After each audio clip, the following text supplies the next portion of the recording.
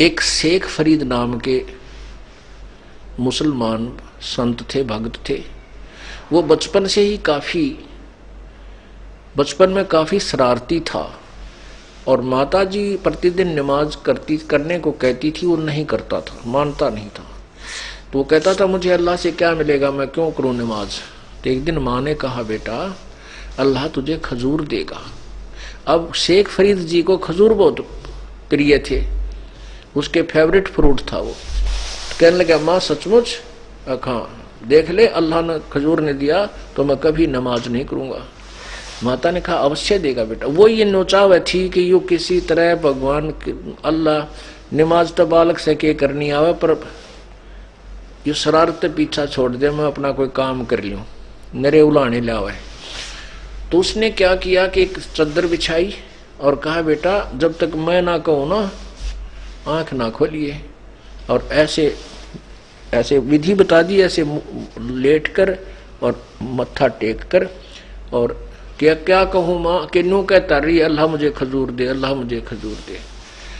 वो न्यू करता रहा, अल्लाह मुझे। माँ अपने काम लाएगी।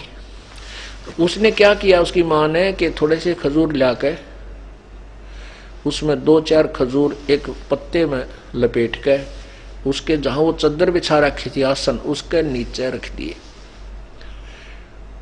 और फिर उसने माँ ने कहा कि बेटा अब उठ ले, जो माँ का काम हो लिया कि अभी शरारत करेगा तो मैं इसने किताब पकड़ जाऊंगी, बैठा लूंगी। तो उठा, उसने देखा कहीं खजूर तो है नहीं और चल पड़ा। कहने लगा माँ तू तो बहुत झूठी है, आप कह रहे थे कि मुझे अल्लाह खजूर देगा, अल्लाह ने खजूर तो नहीं दिया। अभी आज के बाद कभी नहीं करूंगा मैं नमाज। माँ बोली बेटा अल्लाह ऐसे कोई सबके समक्ष थोड़ा ही देता है, वो तो गुप्त रूप से दिया करता। देख तेरा जिस कपड़े पर तू आज कर रहा था, देख उसको उठा के। उसने उठाकर देखा एक पत्ते के बीच में और खूब 4-5 खजूर। वो खावर कूद कूद कर नो कहा माँ अब बता फिर कब करनी है तेरा वो नमाज के। वो खा लिया ना जो थोड़ी देर बाद से, कहते माँ अब नमाज कब करनी है बताइए मुझे। वो 5 टाइम करनी होती है। तो ऐसे वो क्या करती थी कि जब वो व्यस्त हो जाता था आंखें बंद करके कहता अल्लाह मुझे खजूर दे, तो माँ चुपके से वो खजूर खाती थी। एक दिन वो काम में लगी भूल गई खजूर रखना। तो वो उठा, उसने चद्दर उठाकर देखी वहां खजूर रखे उसी प्रकार, और वो खाता हुआ खजूर आ रहा है। अब उसकी माँ ने याद आया कि आज मैं खजूर रखना भूल गई और वो आ गया। और निकम्मा यू कभी नमाज नहीं करेगा, ए भगवान या के बनी आज मैं कैसे भूल गई। वो खजूर खाता हुआ आ रहा है। वो बोला, उसकी माँ कहने लगी बेटा ये खजूर कहां से लाया तुम? अरे माँ अल्लाह रोजी तो देता है। माँ ने सोचा यो कहता है कोई गुड़ गाड़ कोई ले गया होगा। निकम्मा आप ले आया? नहीं माँ। कहते सच्ची बता तू कहां से ला? क्या देख यही तो रखा था, मैं कई बार गया हूं अभी तक। अब उसकी माँ के पसीने आ गए। सचमुच ही तो परमात्मा ने बहुत ही सुंदर स्वादिष्ट खजूर भेज दिए। अब ये लक्षण है क्योंकि वो पिछले जन्म का संस्कारी हंस था और उसके लिए परमात्मा पूर्ण ब्रह्म साथ साथ फिरता है। कहते हैं जो जन हमारी शरण है ताका हूं मैं दासे, गेल गेल लाग्या फिरूं जब लग धरती आकाश। वही बालक शेख फरीद बड़ा होकर के घर त्याग दिया, क्योंकि जिनको भगवान की चाह है वो तड़फ जाते हैं जब तक उनको यथार्थ भगवान भक्ति मार्ग नहीं मिलता। तो उसने जाकर के एक सूफी गुरु यानी एक तपस्वी संत को गुरु बना लिया। अब उस तपस्वी ने जैसा ज्ञान था उसको कहा बेटा तप से प्रभु का दीदार होगा, अल्लाह के दर्शन होंगे और घोर तप जो जितना अधिक कर सकते हो आप उन्हें विधि बता दी। ठीक है, वो करने लगे। अब क्या होता है कि आश्रम में जहां वो रहते थे वहां पर 5-7 और भी शिष्य थे उस गुरु के। उन्होंने क्या किया हुआ था कि प्रतिदिन एक दिन एक की ड्यूटी अपनी सेवा बांट रखी थी कि एक दिन एक ही व्यक्ति एक ही सेवक खाना भी बनाओगा गुरुजी का और वस्त्र भी धोएगा। और वो गुरुजी जो था शेख फरीद का गुरुजी जो था वो ओक्का पिया करता और गुरुजी का हुक्का भी भरेगा। शेख फरीद के प्रति उस गुरुदेव का काफी रुझान था, उसको अत्यधिक यानी फेथफुल विश्वसनीय मानता था और अधिक उसको सेवा में रखता था। तो अन्य जो शिष्य थे वो ईर्षा करने लग गए कि गुरु जी शेख फरीद से ज्यादा लगाव रखते हैं और हमसे इतना प्रेम नहीं करते, ऐसा कोई तरीका ढूंढो जिससे ये गुरु जी की नजरों में गिर जावे। ये आग सारे लगी रही। जो जहां परमात्मा का रोल नहीं होता वहां ऐसे ऐसे हर डेरों में बीमारी घर कर जाती है।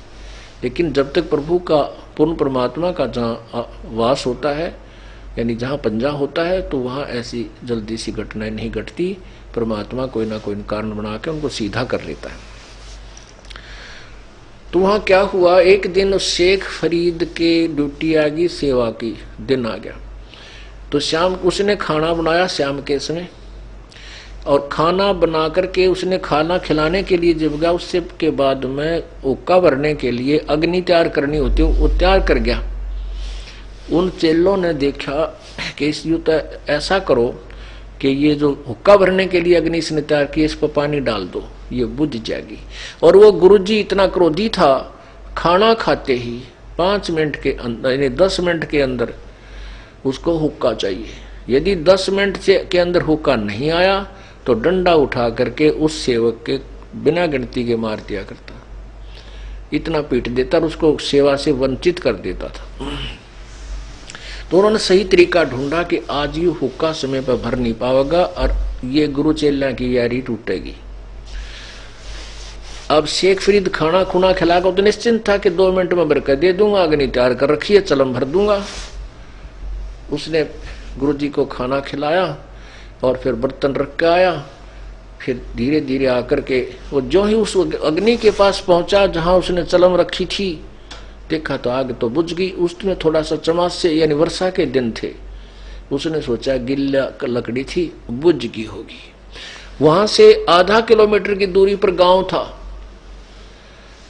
अब उसने आव देखा ना ताब देखा, हाथ में चलम ले ली, तमाकू डाल लिया और स्पीड खींच दी। वहां देखा कि एक घर से धुआं उठ रहा था। उस घर में भाग कर घुस गया और कहा माई अग्नि दे दे, माई की बेटी अग्नि दे दे। अब वह माई जो है दुखी हो रही थी, फूक मारे धुआं आग बाढ़ हुआ बड़ा नहीं आथा में का पानी पड़ा। तो वो कहने लगा, वह गुस्से में आकर बोली क्यों सिर पर चढ़ता हुआ है, आंख फूटे धुआं आग में, तू आंख फुड़वा ले, जब आग में लगी वही मिल रहा आग। उसने कहा माई कौन सी आग आंख फोड़े तो मिल जाएगी, कहाँ आंख फोड़वा ले जब मिल रही। वह उसका नहीं देखे भी को नहीं, अपना फू फू करने लग रही। तो उसने क्या किया, चिमटा देकर आंख में और वह आंख काट दी। उसको ये था कि यदि आज गुरुजी रुष्ट हो गए तेरी करी कराई कमाई जाओगी। उसने काट का आंख ने ले माई आंख ले ले, मना आगे दे दे। अब माई ने देखा उतरा गजब सचमुच आंख काट दी। वह डर गई। अगर साधु भी पहुंचा हुआ बताओ है, वो वसन कह दे तो उसकी पार जाती है, और ये तो उसका शिष्य है। वह डर गई और ने बोली महाराज ले ले आगे। अब उस संत ने जो शेख फरीद ने ऐसे कपड़ा बांध लिया उस आंख के ऊपर, फूटी हुई जो शेष थी उसके ऊपर ने कपड़ा बांध लिया और फटाफट आग रख के और फिर डांक ठोक दी। अब गुरुजी ने पहली आवाज लगाई थी, रे शेख फरीद भाई ओ काला बेटा। वह भी उसने सुन ली दूरी तक गुरुजी की।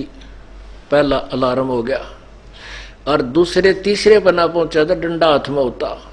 फिर उस बाजा आंख निकाल रखी है, पीड़ा ऐसा है ऐसा नहीं है पीड़ा हो रही है, लेकिन चसक भी नहीं रहा वो संत भक्त और भाग लिया। दूसरी आवाज लगाई तो भी दूर था। तीसरी जब आवाज लगाई रहे शेख फरीद